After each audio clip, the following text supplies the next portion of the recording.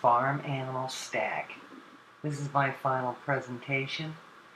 I put the cow inside the shadow box frame. It has the foam board backing inside the frame, showing you the eye here, and the horns are made of clay.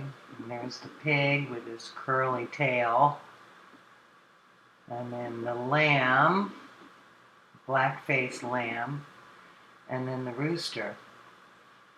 So all put together. Now I didn't make feet on the rooster, I just did wire, painted wire into the lamb.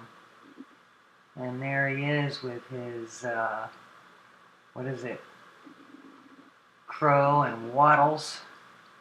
And you can see the depth of the shadow box frame. It's all made out of wood, and then we paint it white and then do a gray glaze on top of that to make it a little distressed. And that's it. I mean, it's probably 2 3/4 inches deep, and you lose probably a ½ inch in the back because you make a rabbet to put, to hold your board in place. And then I always, write on the back the title, which is Farm Animal Stack, and I put our sticker, and I sign it and date it with the year. So if you ever come across one of my pieces,